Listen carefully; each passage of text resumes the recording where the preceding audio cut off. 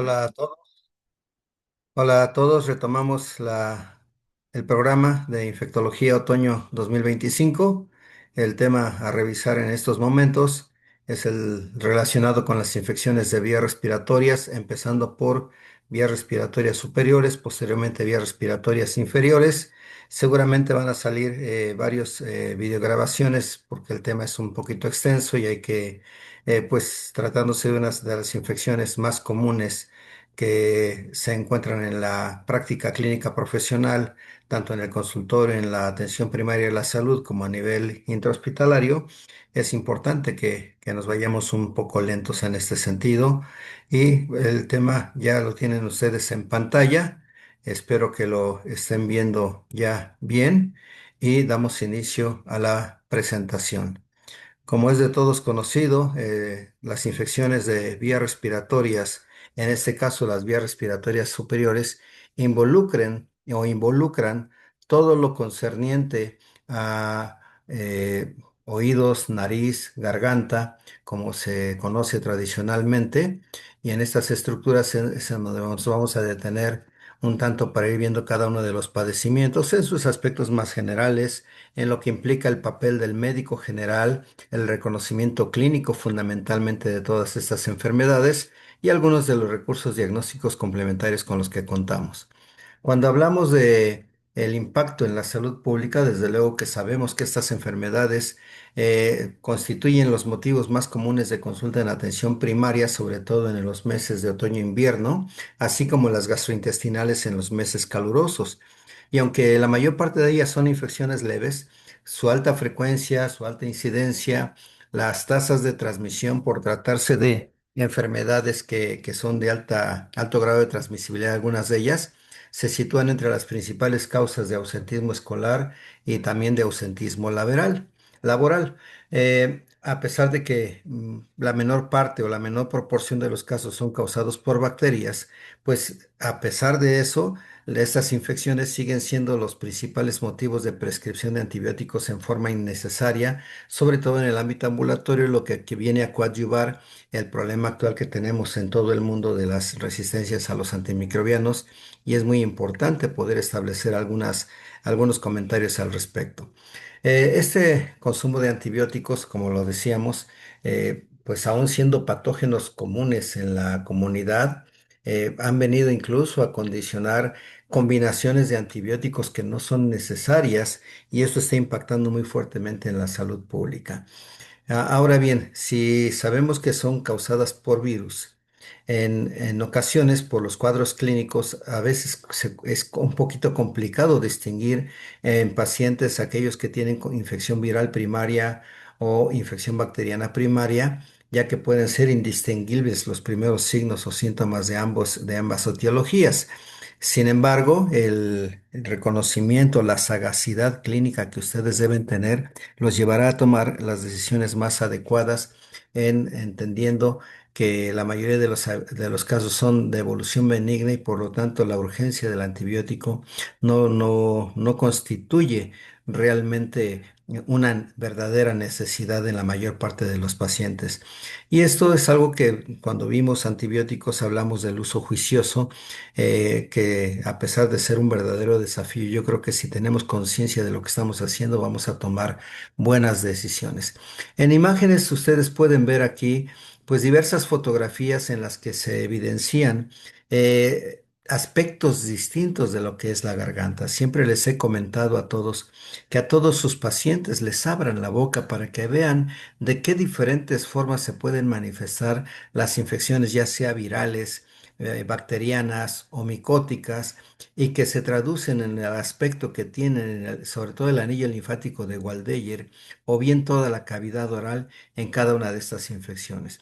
Tan solo la pura hiperemia con puntilleo en el velo del paladar, pues constituyen parte del proceso inflamatorio, o bien aquellas que tienen exudados, cotonosos, algunas de ellas blanquecinos, algunas son puntilleos purulentos, pero no todas, y algunas de ellas están presentándose en pacientes que tienen infecciones oportunistas también por hongos. Vean la lengua saborral de este paciente con unas amígdalas que prácticamente están ocluyendo el istmo de las fauces. Todos este tipo de circunstancias hay que aprender a valorarlo y determinar la severidad de las infecciones para poder iniciar nuestros tratamientos. Algo que es importante que todos nosotros conozcamos, y esto voy a encerrar en un cuadro en dorado, en línea dorada. Vean ustedes lo que es 2020 a 2023. Ustedes deben recordar que durante este periodo de tiempo en donde aparentemente hay una caída en la casuística de infecciones respiratorias, sobre todo en el 2020 y que comenzó a crecer a finales del 2021, finales del 2022 y vuelve a caer en el 2023. Acuérdense ustedes de todas las oleadas que hubo de COVID y que todas las políticas en salud prácticamente se derivaron hacia COVID, incluidos los registros de muchas otras enfermedades. Entonces, en muchas enfermedades es común ver estas curvas de caída de incidencia o de frecuencia en las enfermedades porque en estos 3 años, justamente, bueno, 2020, 21 y 22, principalmente porque en el 23 se levantó la emergencia.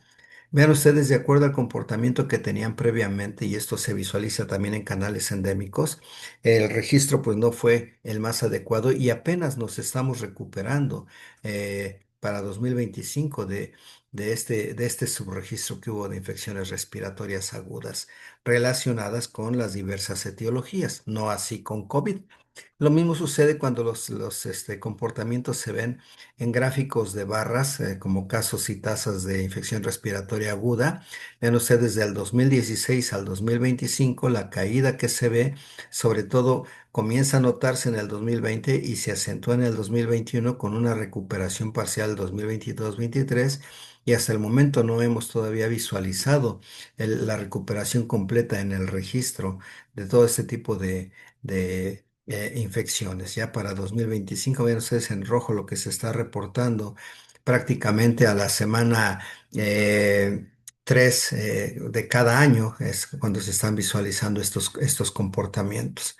Y se establecieron de diferentes formas las tasas de incidencia. Ven ustedes, aquí estamos hablando del comparativo de las semanas 51 a 52 del 2024 y las semanas 1, 2 y 3 de 2025, es decir, el cierre de 2024 y el inicio del 2025 ya por estados, en donde nos encontramos prácticamente nosotros como estado de Puebla, en donde podemos visualizar que estamos un poquito por debajo de la media nacional, pero igual seguía el subregistro para estos momentos.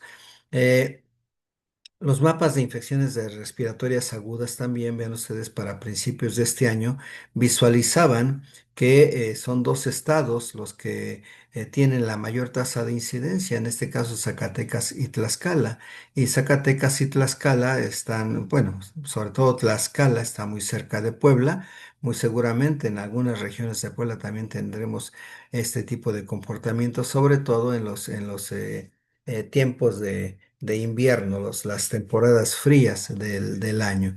Y así se han ido graficando de diferentes maneras las tasas de incidencias. Aquí tenemos por grupos de edad y por sexo, masculino, femenino, y aquí tenemos los grupos de edad en donde se ven las más altas tasas de incidencia, sobre todo en las mujeres que en los hombres. Y sobre todo en las edades en que sale la gente a trabajar más frecuentemente o a estudiar como se visualiza en este recuadro verde. Esto se da en casos de tasas por 100.000 habitantes. Este tipo de comportamiento es importante que ustedes revisen el tema como tal, revisen la presentación para que cuidadosamente vayan leyendo cada uno de los gráficos. Los virus respiratorios se ha demostrado que pueden participar, sobre todo cuando se trata de vía respiratoria alta. Vean ustedes en rinovirus, lo que se ve aquí a la izquierda son los tipos de virus: rinovirus, virus para influenza, virus incisional respiratorio, y la mayor o menor proporción se ve dependiendo del grosor de la barra que se está colocando aquí.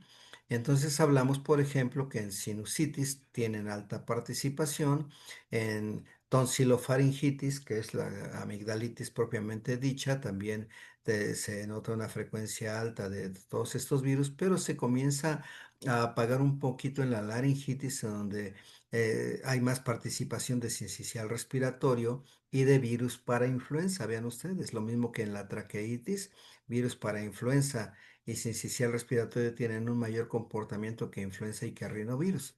Ya cuando se habla de la vía respiratoria baja, en donde ya se involucran la parte bronquial, bronquiolar y alveolar, es decir, parenquimatosas, ya son mayores las incidencias de influenza y de virus sincicial respiratorio. Eso es lo que muestra este dibujo y esto hace entender mucho mejor el cómo se van comportando los diferentes virus.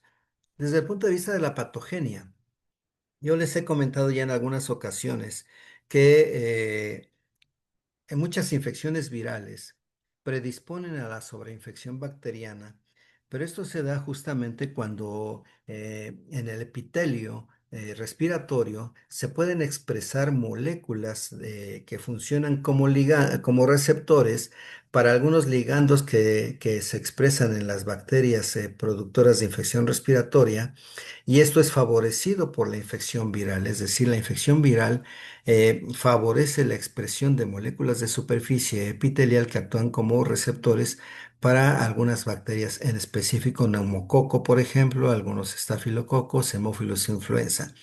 Entonces, estas ya se sabe que todos los virus poseen moléculas de superficie que actúan como ligandos.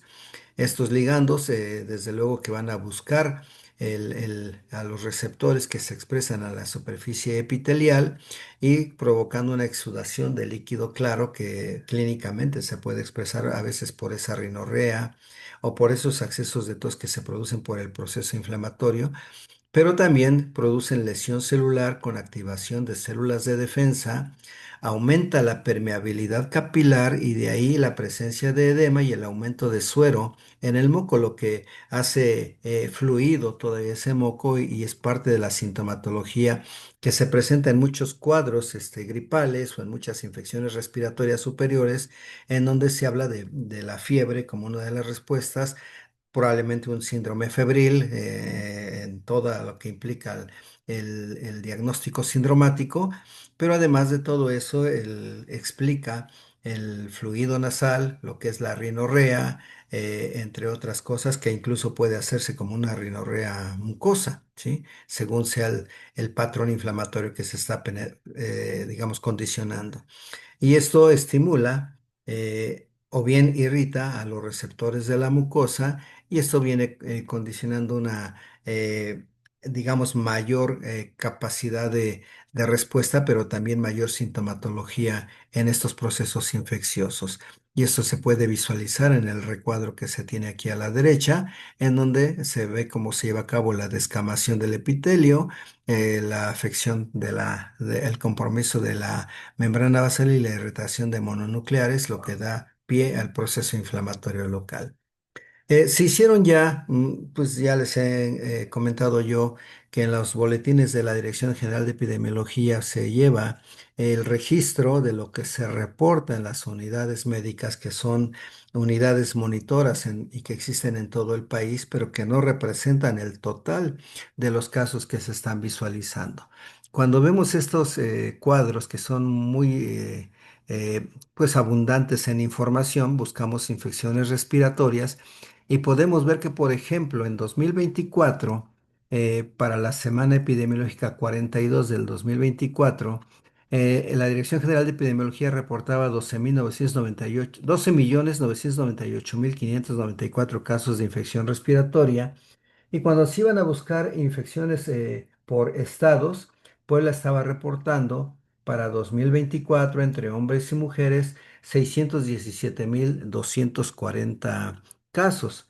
Ya hablando propiamente de alguna enfermedad específica como la faringitis y la amigdalitis estreptocócica, pues como no es una rutina común pedirle ese exudado a todos los pacientes con infección respiratoria, solamente se documentaron 390 casos en ese momento. Aquí estamos hablando semana epidemiológica 42 del 2024.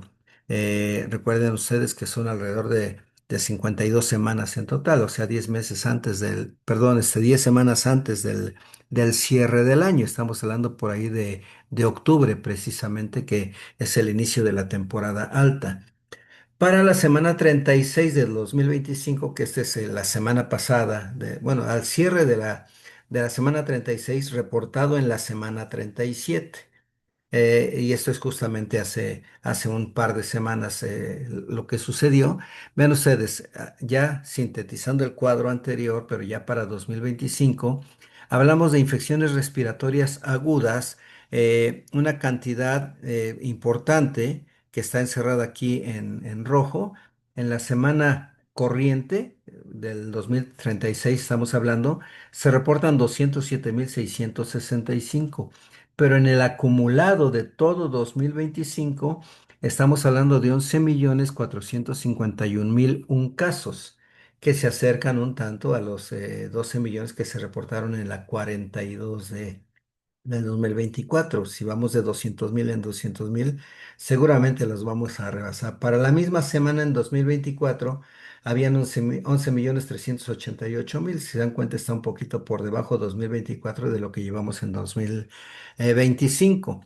Y cuando hablamos de entidades federativas, ya seleccionando Puebla, podemos ver nosotros que aquí en Puebla, entre hombres y mujeres, hombres 230.378, mujeres 315.167, para un total de 545.545 casos solo en Puebla, ¿sí? Más de medio millón de casos los que se han reportado de este tipo de infecciones respiratorias. Esa es la parte actualizada para lo que es este curso que se está dando en otoño del 2025. Entonces, para fines prácticos, las infecciones de vías respiratorias superiores tienen un fuerte impacto en la salud pública. Se encuentran entre los motivos más comunes de visita a los proveedores de atención primaria a la salud, es decir, los consultorios en el nivel primario de la salud. Y aunque suelen ser leves, la alta incidencia, las tasas de transmisión, pues desde luego que van a impactar fuertemente en la asistencia al trabajo o bien en la asistencia a la escuela, condicionando un ausentismo importante. Y eso también impacta económicamente. Esta parte de la segunda ya la vimos, ya no me detengo ahí. Entraríamos empezando con el catarro común, tal vez la entidad más conocida y que mayor motivo de consulta, incluso en la etapa estudiantil para ustedes, seguramente familiares, amigos, al saber que estudian medicina, les van a preguntar cómo pueden manejar sus gripas, sus catarros, y eso es algo muy común que sucede en el quehacer diario. Estamos hablando de una enfermedad infecciosa aguda de la vía respiratoria alta, cuyo origen es netamente viral, el catarro común. Es benigna, es autolimitada. También se le ha llamado en algunos textos coriza y afecta principalmente la rinofaringe. Entonces estamos hablando también de una rinofaringitis. Su etapa estacional en la que predomina es otoño-invierno. Puede afectar a cualquier grupo de población, desde los niños pequeños hasta los adultos mayores, hombres, mujeres, cualquier ocupación. Todos somos susceptibles de enfermarnos por un catarro común, pero especial predilección, pues desde luego con los niños, que se consideran los más vulnerables. Los agentes etiológicos son diversos. Como los más comunes, estamos hablando de rinovirus y algunos coronavirus que no son COVID. Eso es muy importante porque cuando estuvo la pandemia era alarmante que reportaran coronavirus en alguna persona cuando estos coronavirus, al menos en México, andan circulando desde los años 60 del siglo XX. El HK1, por ejemplo, es uno de los que más han circulado desde entonces. Ya son conocidos los coronavirus. De los virus comunes, aunque no son los más comunes, virus para influenza, virus incisional respiratorio, virus de la gripe. Estamos hablando por frecuencias. Y de los menos comunes, los adenovirus, enterovirus y reovirus, entre todos los cuales hay una gran cantidad de serotipos distintos, lo que amplía mucho el abanico de causales de cuadros gripales, que afortunadamente la mayor parte son autolimitados y no complicados. En el cómo se transmiten estamos hablando del contacto con secreciones respiratorias, es decir, con las gotitas de flujo a través de la tos, de los estornudos, de la inhalación de esas partículas virales que están suspendidas en las gotas de las secreciones, o bien la inoculación directa del virus en la fosa nasal o conjuntival. Este fue uno de los principios por los cuales se establecieron las políticas de la distancia en relación a la presencia de pacientes enfrente de nosotros, lo que en su momento se le denominó durante la pandemia como la sana distancia, tenía su razón de ser sabiendo que las partículas virales pueden ir suspendidas en las gotas de las secreciones, pero estas gotas normalmente al metro, metro y medio aproximadamente ya cayeron, no son voladoras, se esparcen por la potencia del estornudo, por la potencia de la tos, pero a metro y medio ya prácticamente no vuelan, a excepción de que hubiera corrientes o flujos de aire que las llevaran de manera más distante, como son sistemas de ventilación que a veces se ponen en las diferentes áreas, en oficinas, en consultorios, en algunos lugares cerrados. Y la inoculación directa, pues es a través de las manos. De ahí la otra medida que es el lavado de manos. Tiene un periodo de incubación relativamente corto, 2 a 3 días, un cuadro clínico que puede durar desde 1 a 2 semanas, aunque lo más frecuente es que sea una semana o alrededor de una semana en promedio. Desde el punto de vista de los mecanismos de daño, se sabe que el virus prolifera en la mucosa una vez que se unió, que se adhirió, el famoso attachment, va a provocar una inflamación local. Esa inflamación local lleva a que aumente la permeabilidad vascular con desprendimiento de células ciliadas, lo que produce la rinorrea, ¿sí? Y esto con el incremento de neutrófilos en la mucosa, con una respuesta colinérgica y la función ciliar anómala, hace que esto pueda irse perpetuando. Y estas alteraciones pueden mantenerse hasta por 2 semanas después del contagio en los casos probablemente más severos. El cuadro clínico, ya lo dijimos, es benigno, es autolimitado. La sensación de congestión nasal, característica de la enfermedad. El cuadro puede comenzar con molestias faringias. Dice la gente, tengo como carraspera, ¿sí? Que desaparece pronto, afortunadamente, con una buena hidratación y desde luego tratamiento sintomático. A los 2 o 3 días de haber empezado esto, viene la rinorrea acuosa con irritación de mucosas, con estornudos, tosiduras y pueden aparecer síntomas generales variables, entre ellos el malestar general, la sensación de cansancio, un poquito de hipodinamia, algunos dolores musculares en los primeros días y una fiebre que cuando se presenta generalmente o en los casos más frecuentes es de baja intensidad. Eh, Pasados esos 2 o 3 días, la rinorrea, si no se autolimita el cuadro, puede hacerse purulenta y se asocia a sensación de obstrucción nasal. La tos, hasta en un 30% de los casos, que se puede intensificar hasta el tercero o cuarto día. Y los síntomas catarrales, que normalmente duran, les digo, en promedio una semana, se pueden llegar a prolongar hasta por 2 semanas en algunos casos. En estos casos, las manifestaciones clínicas son más agudas y molestas, sobre todo en personas fumadoras o que tienen algún compromiso previo de la vía respiratoria. El diagnóstico entonces es netamente clínico, no se necesita ningún estudio de laboratorio, no se necesita ningún estudio de gabinete para hacer un diagnóstico de un catarro común. Esto hay que ser muy enfáticos en esto. Ustedes están preparándose para ser médicos generales de excelencia, de altas competencias. Y algo que deben llevar muy en la cabeza es que hay cuadros que su clínica les va a ayudar y les va a dar la certeza de que están correctos en su impresión diagnóstica, entre ellos las infecciones respiratorias agudas altas. Las complicaciones no son afortunadamente comunes. Se habla en 2% aproximadamente de una sobreinfección bacteriana. Es en donde hablamos y les comentaba yo al principio por la expresión de receptores que en la superficie del epitelio respiratorio son estimuladas por la infección viral.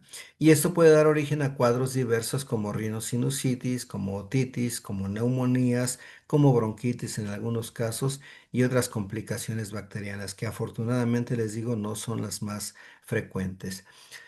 ¿Cómo es el tratamiento? El tratamiento también pues es sencillo, ya que la mayoría de los casos se autolimita, se resuelve espontáneamente y el tratamiento en lo general es sintomático. Generalmente no se recomienda mucho los AINES, salvo el paracetamol como antitérmico o analgésico, pues los que se quejan de dolor de cabeza, el acetaminofén o paracetamol son pues es el medicamento de elección. Algunos agentes simpatomiméticos o antihistamínicos se han llegado a utilizar. Yo en lo particular, cuando el cuadro catarral es muy intenso, con abundante estornudo, con síntomas que pueden ser de alguna forma muy molestos para las personas, utilizo loratadina, un antihistamínico. En algunos casos he llegado a usar difenhidramina, son casos muy calificados en este sentido, o algún otro antihistamínico de última generación. Pero esto se suma a las medidas higiénico-dietéticas como es la ingesta abundante de líquidos, la humidificación del ambiente y el reposo que deben tener las personas. Algunas profesionales han llegado a utilizar bromuro de hipertropio de aplicación nasal, que también ayuda a limitar la hidrorrea, es decir, la rinorrea, hasta en un tercio de los pacientes. Y en pacientes adultos han llegado a utilizar algunos mucolíticos, algunos antitusivos, como el dextrometorfano o el lamborxol en algunos casos. Sin embargo, en los niños sabemos que está proscrito el uso de antitusígenos. Eso siempre ténganlo muy claro. Salvo alguna indicación absoluta relacionada con discrasias sanguíneas que lleven riesgos de sangrado o de síndromes purpúricos, los antitusígenos están proscritos en niños, ¿sí? No se deben aplicar en forma rutinaria. Solo en casos de hiperreactividad bronquial, y hablamos de aquellos pacientes que a la auscultación presentan sibilancias, sobre todo las expiratorias, la sibilancia expiratoria que habla de la hiperreactividad, el uso de de broncodilatadores con o sin esteroides inhalados puede ser una buena alternativa terapéutica. Y también se ha descrito en la literatura el uso de vitamina C en dosis altas. Sin embargo, pues no tiene propiamente una actividad antiviral, es simplemente su actividad antioxidante en relación con el sistema inmunológico que coadyuva a la mejoría de muchos de estos cuadros, sobre todo cuando se trata de infecciones recurrentes. ¿Cómo se previenen? Pues básicamente es cortar la cadena de transmisión. No hay vacuna para todos los virus respiratorios, sobre todo de las vías respiratorias altas. Y dada la benignidad de los cuadros, pues definitivamente las vacunas pasan a ser una alternativa en aquellas, por ejemplo, que existen para COVID, que existen para influenza, que existe la prevención desde recién nacidos con indicaciones absolutas de los anticuerpos monoclonales para el virus incisional respiratorio, pero para la mayoría de los virus no existen vacunas como tales. Hay que evitar la contaminación de las manos, hay que tener las precauciones de la vía aérea y todas las recomendaciones que aprendimos en COVID deben ser instaladas y de esa manera se abatirá la carga de enfermedad por infecciones de vías respiratorias altas. Otro concepto que se ha manejado en la literatura es el de faringitis. Y en relación a la faringitis, sabemos que por definición es una enfermedad inflamatoria que afecta al área faringea. En este sentido, hablamos que la etiología, vean ustedes, en niños hasta los 2 años son principalmente virales las etiologías. Entre los 2 y los 10 años ya comienza a haber un incremento en el riesgo de infección bacteriana, entre ellos el estreptococo beta hemolítico del grupo A, que es el principal causal de faringoamigdalitis, digamos, estreptocócica, que se llega a dar en un porcentaje más o menos alto de- de población pediátrica, sobre todo entre los 2 y los 10 años. Aunque gracias al uso que se dio indiscriminado de las penicilinas, esto también se ha venido abatiendo al paso de la historia. En adultos inmunocompetentes, en las causas bacterianas también sigue siendo estreptococo el que ocasiona el 10% de estas faringitis. Y ya causas menos comunes, ven ustedes algunas arcanobacterias, Arcanobacterium hemolyticum, y ocasionalmente en personas sexualmente activas, microorganismos relacionados con infecciones de transmisión sexual. Aquí estamos hablando seguramente relacionado con sexo oral fundamentalmente. La lista, cuando vemos los cuadros de agentes etiológicos según el tipo de faringitis, podemos hablar de faringitis exudativas, es decir, presentan exudado en la vía respiratoria. Hablamos de que los virus son los adenovirus 1, 2, 3 y 5. el virus Epstein-Barr, que ya hemos comentado en algunas ocasiones, de las bacterias es el Streptococo piógenes y Streptococo beta hemolíticos del grupo A, Corynebacterium diphtheria, Francisella tularensis y Arcanobacterium hemolyticum. En las no exudativas también intervienen algunos virus como los rinovirus, el sincicial respiratorio, el citomegalovirus, algunos mixovirus. En tanto que en las bacterianas, vean ustedes, les decía de la CTS, Neisseria gonorrhoeae, clamidia, pneumoniae, Mycoplasma pneumoniae y algunas especies de hemófilos entre los causales de este tipo de faringitis. Es decir, sí tenemos etiologías bacterianas, aunque son muy poco frecuentes comparados con las etiologías virales. Clínicamente, ¿cómo se reconoce? Vean ustedes, el inicio brusco, aquí ya hay dolor faríngeo, puede haber incluso odinofagia, disfagia y fiebre de grado elevado, a diferencia de las otras etiologías virales. A la exploración física hay que abrirles la boca, pedirles que abran la boca, veamos a ver edema de úvula y faringe. La zona amigdalina puede estar recubierta de exudado, que puede ser amarillento, puede ser blanquecino según la etiología. Hay lesiones elevadas en el paladar blando con aspecto rojizo, como les mostraba yo en la fotografía. Zonas centrales amarillentas sugieren origen estreptocócico y esto es muy importante. Eso es a lo que le llamamos el puntilleo purulento y esto es muy importante por la implicación terapéutica desde el principio. La fiebre, acompañada de exudado amigdalino, de adenopatías cervicales dolorosas, ausencia de tos, generalmente son los que hacen pensar en este microorganismo como responsable de la enfermedad, que por otra parte puede condicionar crecimiento amigdalino bilateral o adenomegalias también bilaterales, en la forma más frecuente, como ya lo veíamos anteriormente. Ya con aquellas que son causadas por rinovirus o por coronavirus no son graves afortunadamente y se acompañan de las manifestaciones que ya caracterizamos nosotros del catarro común y desde luego que los cuadros van a depender en su severidad del agente etiológico que las esté produciendo. El diagnóstico igual es principalmente clínico, pero aquí el reto es poder diferenciar las faringitis estreptocócicas de aquellas ocasionadas por virus. Por eso lo que les decía era importante, el centro blanquecino o amarillento en una lesión puntiforme en la mucosa del anillo linfático de Waldeck y en las amígdalas también les ayuda a definir este tipo de etiologías para poder instituir rápidamente el tratamiento antibiótico. El cultivo ya no se hace de rutina y cuando se hace generalmente en la consulta privada, en los consultorios, se le da una prescripción a los familiares del niño, en el caso de que sea niño, o al adulto, el que sea el paciente, para que vaya a un laboratorio a que le hagan un exudado faríngeo. Y en el laboratorio generalmente le dan una cita, entonces esto retrasa un tanto el tratamiento dirigido, por lo que en muchas ocasiones empíricamente se decide utilizar ampicilina cuando se tiene la sospecha y esto puede modificar la identificación de la causa bacteriana. Ya existen pruebas rápidas para detectar antígeno estreptocócico, son también pruebas rápidas antigénicas, tienen buena especificidad, aunque la sensibilidad es menor, pero no deja de ser buena la sensibilidad de especificidad, entonces también sería útil tenerlas en el consultorio para hacer estas detecciones rápidas. El tratamiento, inicialmente sintomático cuando se trata de etiologías no sospechadas como bacterianas, analgésicos, antipiréticos y las medidas tendientes a disminuir las molestias faringias, como la fiebre, las manifestaciones generales. Algunas veces se prescriben antisépticos tópicos, aunque esto no es del todo convincente. Pero ven ustedes, el objetivo del tratamiento ante una fuerte sospecha de infección bacteriana, hay que tener como principal objetivo disminuir las complicaciones supurativas focales y sobre todo las sistémicas que lleven a las complicaciones post-estreptocócicas como la fiebre reumática y la glomerulonefritis post-estreptocócica.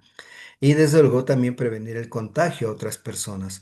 Desde luego que la opción primaria es penicilina. Siempre será penicilina ante una faringitis o una faringoamigdalitis estreptocócica. Secundariamente, sabemos que en muchos consultorios no quieren inyectar a los niños, se dejan convencer por los familiares y terminan dándoles amoxicilina, una cefalosporina de primera o de segunda generación. pero ya sabemos que en su mayor parte los tratamientos son sintomáticos. Ya si estamos hablando en una temporada alta de influenza y logramos captar en una unidad monitora y sale positivo a influenza, pues el oseltamivir o el zanamivir son la mejor opción siempre y cuando pues, las condiciones del paciente así lo ameriten. Y en el caso de herpes simple, pues el aciclovir también es una muy buena opción. ¿Qué pasa con una de las complicaciones o de infecciones primarias? Ya hablamos de catarro común, faringitis. Vámonos con sinusitis o con rinosinusitis, como es el término correcto, porque implica justamente la inflamación de las estructuras nasales y de los senos paranasales. Y aquí pues lo podemos corregir como rinosinusitis. En la imagen es muy clara y me detengo mucho en ella. ¿Por qué? Porque hablamos de cómo se ven normalmente todas las cavidades neumáticas que se encuentran en la cara, los senos paranasales, que involucran los maxilares, los etmoidales, los frontales, al menos en esta vista, muy para allá hacia atrás se verían los esfenoidales. Pero aquí tenemos tres de ellos, maxilares, etmoidales y los frontales, que por el proceso inflamatorio y la producción de secreción que se puede convertir en pus, pues difícilmente van a poder ser drenados por la posición que tiene el ostium y definitivamente el drenaje incluso postural a veces es muy difícil que logre corregir esa secreción. Entonces estamos hablando de un trastorno inflamatorio de los senos paranasales en el que las infecciones son consecuencia directa de su anatomía y de su fisiología que son únicas como lo veíamos en la imagen. Y de ahí la importancia de que ustedes, como recién, digamos, 3 años máximo tiene que vieron anatomía, deben conocer las relaciones anatómicas de los senos para comprender justamente el mecanismo de daño y las complicaciones que pueden tener estas cavidades neumáticas.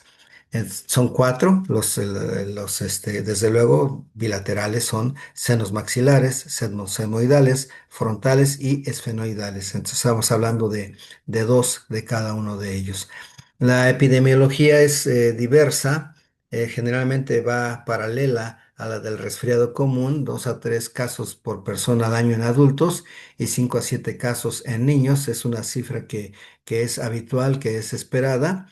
Y se piensa que la etiología bacteriana se da solamente en el 0,5 a 2% de los casos de infección de vías respiratorias altas en adultos. Y les decía la particularidad de los niños, de 6 a 13% en niños. De ahí que a veces nosotros insistimos mucho en los cuidados que desde niños se debe tener y los diagnósticos oportunos. Esto tiene un impacto económico fuerte, muy importante. Al año se ha calculado alrededor de 5.800 millones de dólares, con más de 23 millones de consultas y más de 20 millones de antibióticos, con más de 8.000 ingresos hospitalarios en Estados Unidos. En México no tenemos un registro tan característico como lo hacen en Estados Unidos, pero sí tenemos una cantidad importante de casos de infección respiratoria alta.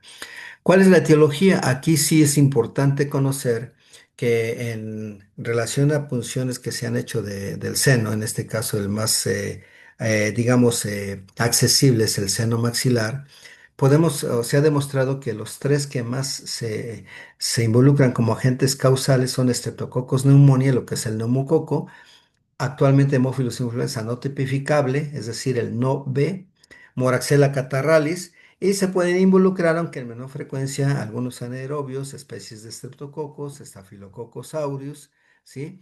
Y esto lo podemos también corroborar en su Mandel. Aquí lo tomé de la edición en español, que la edición en inglés no varía, también vean ustedes, coincide. Neumococo, Haemophilus anaerobius, Streptococcus, Moraxellas, Staphylococcus aureus y algunos otros que por ahí dependiendo del país, tendrán alguna variante en frecuencia, pero son los mismos microorganismos los que se ven involucrados.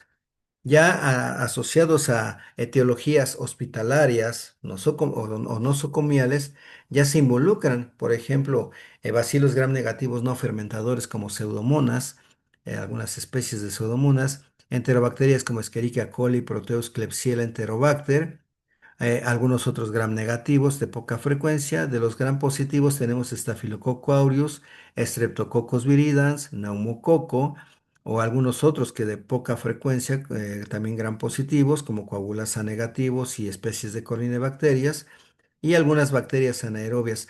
En algunos pacientes, sobre todo los que tienen base oncológica en sus padecimientos o algunas inmunodeficiencias o enfermedades crónicas debilitantes, los hongos pasan a formar también ya parte de la casuística. El cómo se lleva a cabo el daño hay que considerar tres elementos fundamentales. Uno, la permeabilidad de los ostium, en este caso los ostium del seno, la función del aparato ciliar, que esto es muy importante, y las características de las secreciones también del seno. ¿Cuáles son los factores de riesgo para la obstrucción del ostium?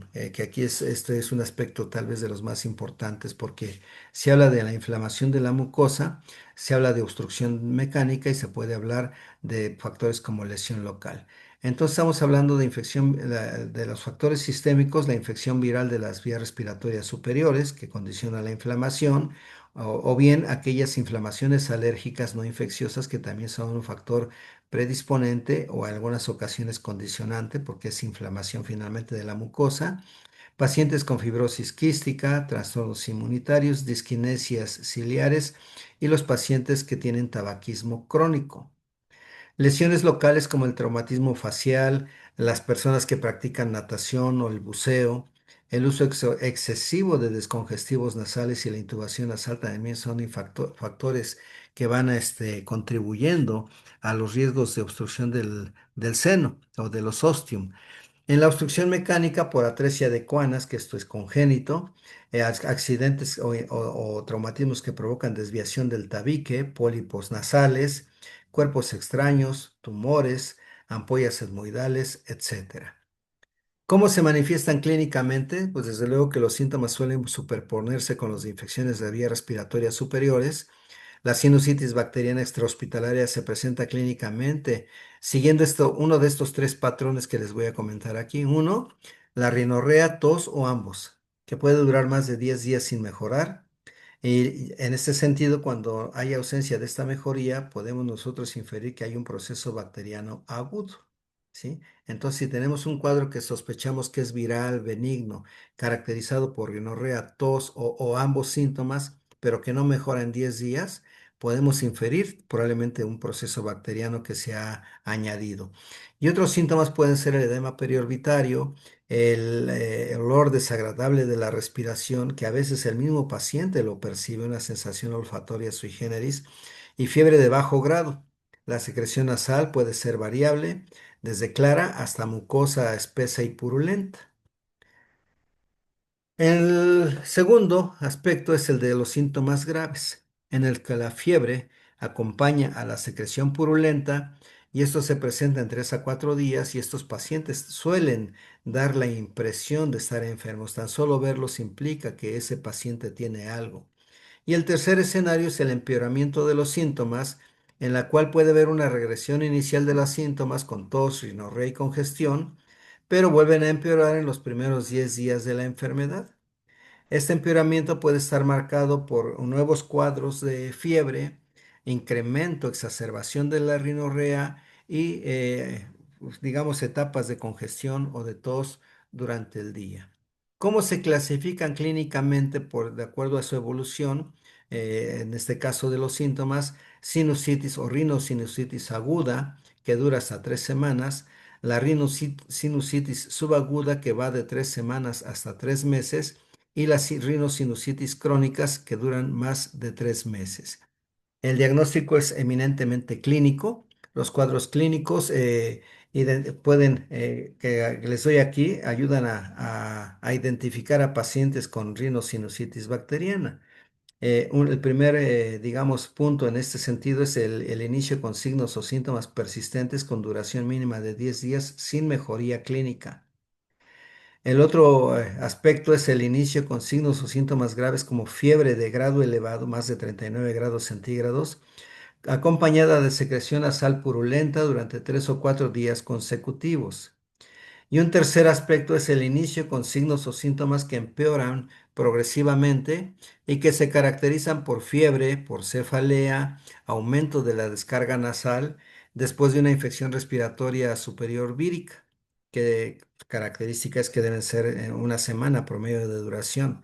Y la imagen, pues realmente no es más que un auxiliar diagnóstico que no todos los autores la recomiendan para hacer el diagnóstico. Sin embargo, cuando esto se hace, existen algunas tomas que normalmente se recomiendan, sobre todo en la población de escolares, adultos mayores, en donde las tomas de Caldwell, Batters y lateral son las que nos ayudan a visualizar justamente la presencia de zonas de engrosamiento o de niveles hidroaéreos, en este caso los senos maxilares, en la placa que se ve aquí a un lado de la que está en color.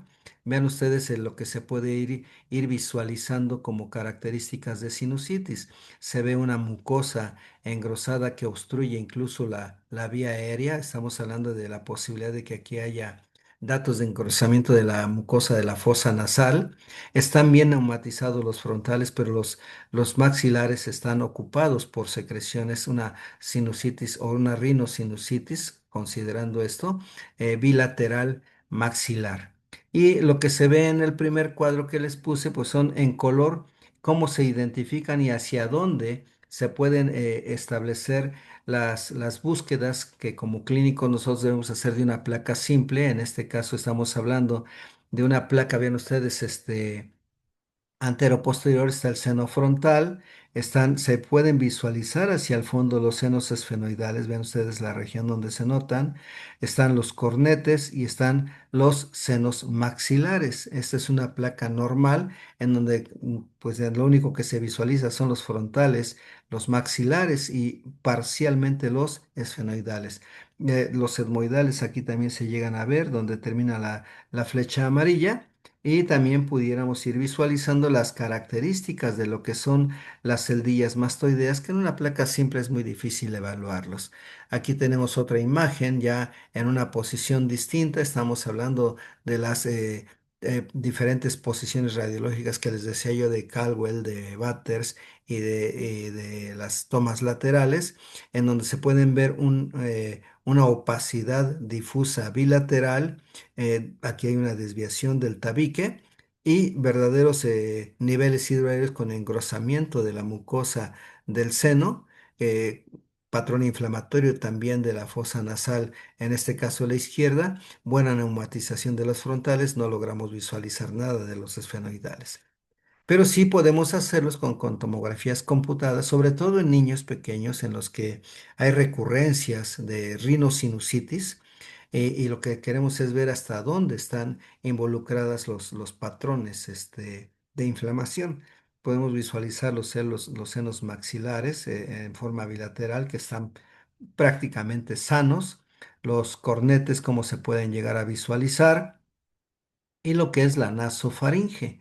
Aquí no logramos visualizar en toda su plenitud los esfenoidales, pero estas son tomas que también permiten apoyar el diagnóstico. Y vean ustedes cuando hay una patología en este mismo corte, cuando hay una patología rinosinusal importante, se ve la opacidad de todo el trayecto de la nariz y la opacidad completa del seno maxilar izquierdo. Entonces estamos hablando de una sinusitis maxilar izquierda en este caso. Y ven ustedes aquí ya también se pudieran visualizar todo lo que involucra los senos etmoidales y la ocupación que se tiene de los espacios que son neumáticos habitualmente. El tratamiento generalmente se dirige a los tres patógenos principales que ya mencionamos, a neumococo, Haemophilus influenza no tipificable y a Moraxella catarrhalis. Y generalmente el tratamiento de elección es amoxicilina con o sin ácido clavulánico, tanto para niños como para adultos. Opcionalmente, cefalosporinas de segunda o tercera generación, también para niños o para adultos. Y generalmente en los adultos, muchos médicos entran directamente con alguna fluoroquinolona como levofloxacina o moxifloxacina, pero estas son las famosas terapias de desescalación. Empiezan por lo más, digamos, intenso en cuanto a antibiótico-terapia, que tiene un mucho amplio espectro o más amplio espectro que las aminopenicilinas, y eso puede ser contribuyente a los factores de resistencia. En Mandel igual se manejan las recomendaciones de las guías CITSA que todos conocemos y vean ustedes, la coincidencia es amoxicilina con ácido clavulánico. La Academia Americana de Pediatría también amoxicilina con o sin ácido clavulánico, ya con las dosis aquí referidas que en pacientes que tienen recurrencias normalmente se maneja al doble de la dosis. Es decir, de una dosis convencional de 40 a 45 miligramos por kilo por día en un cuadro agudo no complicado, en las recurrentes o que se complican, 80 a 90 miligramos por kilo por día, en el caso de riesgo alto, así se le menciona. Entonces hay coincidencia en relación a la antibioticoterapia. Ya para otros antibióticos se han dado también recomendaciones cuando no funciona la amoxicilina o la amoxicilina ácido clavulánico, algunas cefalosporinas orales de tercera generación cuyas dosis ya conocemos, cepodoxima 10 miligramos por kilo por día en niños cada 12 horas y en los adultos 200 miligramos cada 12 horas. En tanto que la cefixima 400 miligramos cada 12 o cada 24 horas porque se puede dar en monodosis diaria y en los niños 8 miligramos por kilo por día, que también pueden ser en unidosis cada 24 horas y hay quienes prefieren fraccionarla para cada 12 horas. Y así con las cefalosporinas y ya aquí sí se menciona la levofloxacina o la moxifloxacina oral, ya sean 500 miligramos diarios para levo o 400 diarios para moxifloxacina, que también digamos, se dan en intervalos de cada 12 horas repartidas la dosis total diaria o bien una sola dosis diaria de 400 en adolescentes de moxifloxacina. ¿Sí? Esto finalmente son esquemas como alternativas que se tienen ahí, pero recuerden ustedes primero amoxicilina con ácido clavulánico, que es lo que más frecuentemente se usa. Y el tratamiento complementario, dependiendo de las condiciones del paciente, puede darse corticoides inhalados, aunque el beneficio no se ha demostrado como tal, salvo en aquellas complicaciones severas de patrón inflamatorio. Antihistamínicos y descongestivos forman parte del tratamiento sintomático, aunque también hay artículos que no hablan de la, ¿cómo se llama? La evidencia suficiente para que puedan ser utilizados como tal y no se recomienda su uso en niños, sobre todo el uso indiscriminado. El suero salino en forma de instilaciones es opcional en el alivio sintomático, ya que hidrata, mejora la función mucociliar, disminuye el edema de la mucosa y mecánicamente también disminuye la formación de costras y residuos y permite mantener útil el limpio el complejo osteomatal y facilitar el drenaje de las secreciones mucosas, sobre todo las espesas. Ya el tratamiento quirúrgico pasa a ser competencia del otorrinolaringólogo cuando hay complicaciones e incluso intracraneales u orbitarias o incluso el neurocirujano si así fuera necesario según si se provocan o no abscesos intracraneanos o cerebrales. Pero aquí lo importante es que evitemos esa mala respuesta a los tratamientos antimicrobianos para que esto no suceda. ¿Cuáles pueden ser las complicaciones de la rinosinusitis? Vean ustedes las intracraneales, empiemas subdurales, abscesos epidurales, abscesos cerebrales intraparenquimatosos, meningitis, trombosis de senos venosos. Aquí es la intervención justamente del neurocirujano. Esto se debe considerar cuando los pacientes persisten con fiebre, con alteraciones de la conciencia, es decir, datos neurológicos que involucran alteraciones del sensorio, de la conciencia, crisis convulsivas o hallazgos neurológicos focalizados. Y las extracraneales, en donde una de las evidencias comunes es la celulitis orbitaria, pero que puede evolucionar a abscesos orbitarios y abscesos superiósticos, como los veíamos en alguna plática anterior con las imágenes fotográficas, y se dice que hasta en 45% de los casos complicados se presentan a la vez complicaciones orbitarias e intracraneales en forma simultánea. La mayoría de estas complicaciones son consecuencia de las infecciones de los senos frontales y etmoidales, y esto es muy importante.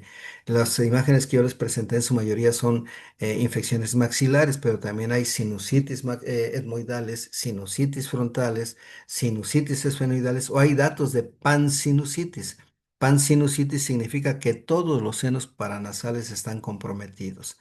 Y Esto pues, va a implicar mucho de la explicación en los mecanismos de daño por la extensión directa desde la cavidad del seno, o bien por tromboflebitis retrógrada desde la red venosa a valvular, y así es como se llegan a visualizar estas manifestaciones, en este caso extracraneales, como es la celulitis periorbitaria, donde se puede ver una zona intensa de eritema que va desde la región malar a la región supraorbitaria en forma muy importante, y que en las placas se pueden visualizar en las tomografías esta asimetría que se da por todo ese patrón inflamatorio que se tiene a partir de la infección del seno y la evolución hacia complicaciones intracraneales o extracraneales, en este caso en forma de absceso orbitario, como complicación de sinusitis etmoidal en este sentido.